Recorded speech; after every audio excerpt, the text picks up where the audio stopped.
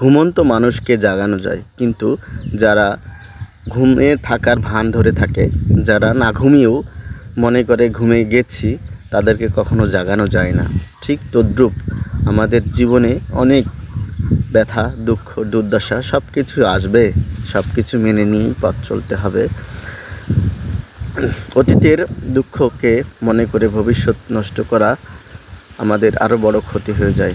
অতীতকে পিছনে ফেলে সামনের দিনে সঠিক সময় উপযোগী কাজকর্মকে বেছে নিতে হবে এবং সবসময় হালাল রুচি ভক্ষণ করতে হবে। মানুষের ক্ষতি না চেয়ে মানুষের পাশে থাকার চেষ্টা করতে হবে। এবং বর্তমান যুগে আবার একটা বিষয় স্পষ্ট, সেই জিনিসটা হচ্ছে আমরা যদি মানুষের উপকার করতে যাই, উপকার করতে গেলেও একটু দেখে শুনে উপকার করতে হবে। কারণ একটা জিনিস, অনেক সময় মানুষের উপকার করতে গেলেও অনেক সময় দোষ চলে আসে। এই জিনিসগুলোও দেখে চলতে হবে, কারণ অতি সরলতা মানুষকেও মানুষ দাম দেয় না।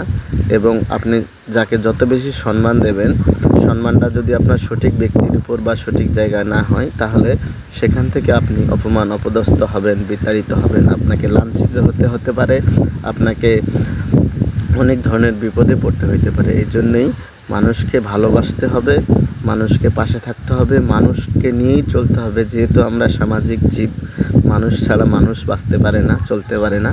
সেই জন্যই সঠিক মানুষকে বেছে নিতে হবে, বিশ্বাস করতে হবে এবং ভালো কাজ করতে হবে। মানুষকে ভালো সৎ পরামর্শ দিতে হবে এবং জীবনে সঠিক দিক নির্দেশনা অনুযায়ী আস্তে আস্তে এগোতে হবে। আপনি সঠিক দিক নির্দেশনায় সৎ পথে উপার্জন করে জীবিকা নির্বাহ করবেন, আপনাকে কেউ আটকাতে পারবে না। মানুষের জীবন কখনো থেমে থাকে না, মানুষের অভাব কখনো থেমে থাকে না। একটা অভাব যদি চলে যায়, আর একটা অভাব এসে আপনার পিছনে কড়া নাড়াবে দরজায়। এটাই স্বাভাবিক, এটাই বাস্তবতা। এটাকে মেনে নিতে হবে যে আজকে আমার ইনকাম আছে, কালকে নাও থাকতে পারে, কিন্তু সেটা আমাদেরকে চিন্তা করে ভবিষ্যৎ নিয়ে কথা বলতে হবে।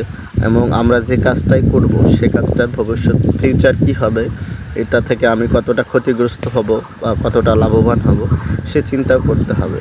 বর্তমানে হালাল রুজি ভক্ষণ করে খাওয়ার অনেক উপায় আছে, কিন্তু বর্তমানে কিছু অসাধু ব্যক্তি আছে যারা মিথ্যা কথা বলিয়ে মানুষকে বিভিন্ন প্রকার ফাঁদে ফেলে। মানুষের সরলতাকে পুঁজি করে, মানুষের বিশ্বাসকে পুঁজি করে তারা বিভিন্ন প্রকার কথাবার্তা বলে এবং বিভিন্ন অজুহাতে তারা মানুষকে বিভিন্ন প্রকার প্রতারণা করে।